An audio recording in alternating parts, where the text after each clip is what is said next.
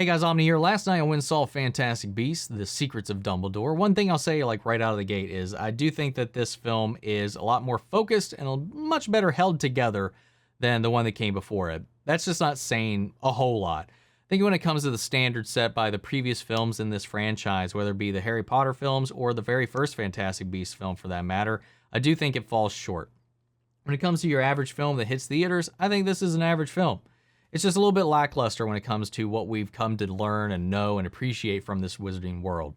A lot of that fantastic and wondrous nature has kind of been traded for what I would call in this one more of a political Ocean's 11, as Dumbledore is assembling a team of witches and wizards to take down Grindelwald, who is trying to game, manipulate, and overthrow the wizarding world by rigging their election in order for him to become the new leader of the wizarding world, so he can finally force his hand and lead the wizarding world into an all-out war with the muggles. And since Dumbledore can't act on that himself because of their blood pact, he has to recruit a team to do that for him, to destabilize Grindelwald's hold and his control and stop him from executing on his plans. I do think, and I do appreciate them for putting Dumbledore and Grindelwald's relationship at the forefront. I like that they explicitly dove into it. They did not skirt it whatsoever. However, that said, they did it in the big studio way, where it is done in the way that is so easy for them to just remove it. And we've already got reports that they have already done so for their foreign releases. So good job, cowards. As always, removing that little bit of representation out of there, out of fear of your pockets getting drained a little bit. So annoying, man. But I will say, Jude Law and Mads Mikkelsen, they have some good chemistry together, though I do feel like Mads is not nearly as threatening as Johnny Depp in this role. I really felt like Johnny Depp as Grindelwald was a threat. Mads Mikkelsen, I never really felt that from him. And if you're familiar with him as other villainous roles, he plays it very close to those. So you can kind of know the beats that he's going to kind of weave in and out of. He does a great job. I love Mads. He's one of my favorite actors, man. And he does a good job. It's just, I feel like he didn't have any of that malice. I never felt threatened by Grindelwald in this. He just kind of seemed like a disgruntled politician, to say the least, in this, leading a little cult. As much as I liked it focusing on them, I do feel like it completely distracts and takes away from the focus on the actual Fantastic Beasts cast that we started off with. Most of those character interactions and dynamics have been kept far apart from each other. Newt and Jacob barely have any scenes together.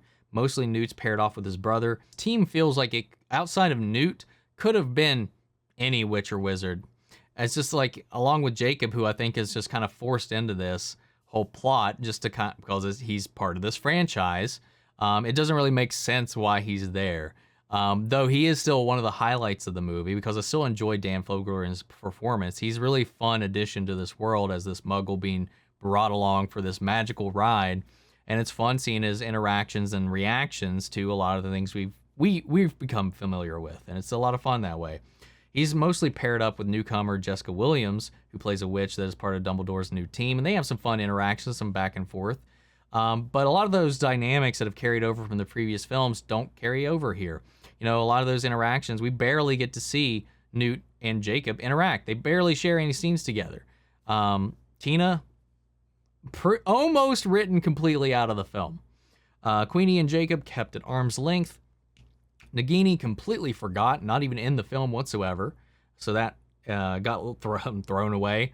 Though we do learn about Credence, how he's a Dumbledore, and how that plays into everything, and what that leads to and alludes to. I did find it kind of a disappointing reveal, but it is what it is. The action's fine. The magic's fine. I don't think nothing. There wasn't anything that was like, ooh, that's cool. That's really cool, like in previous films. It was just like kind of, I don't know. Everything about this movie to me was just kind of like, all right. Outside of the way that the Wizarding World chooses its leaders, which now revealed seems really irresponsible and really stupid. But it was kind of funny the way it all panned out. Yeah, man, I'm not going to get into it too much because I don't want to spend the rest of this kind of just being negative. I think the performances were fine. I don't think anybody gave a bad performance. It's just there wasn't enough to elevate the material in the film. They did end this in a way where, given the situation going on with the creator, Ezra Miller, WB's shakeup in general, they did end this film in a way that they very well could just end it here. Even though they had 2 more films planned, it ends in a way where they could just close this out. We know the story. We know what happens. We don't need to see it. Though I would like to see that epic battle between Dumbledore and Grindelwald eventually happen. I don't need to see it. We know what happens. We know who wins. We know the outcome, and we know the history that comes thereafter. And that's another thing about the film. There's no stakes. There's no tension whatsoever. And you can do that in a prequel. You can have a prequel that still has tension by writing it well. And I think that comes down to the screenplay in this, which is we have somebody who's not used to writing screenplays, of course, writing a screenplay.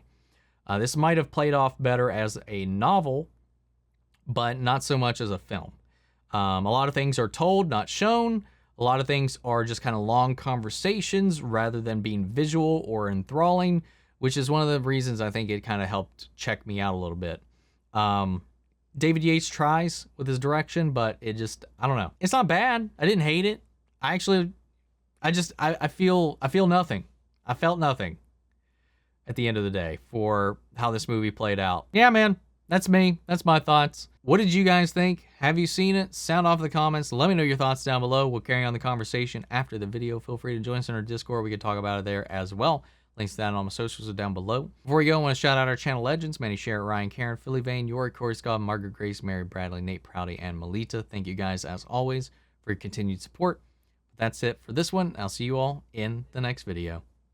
Take care, everybody.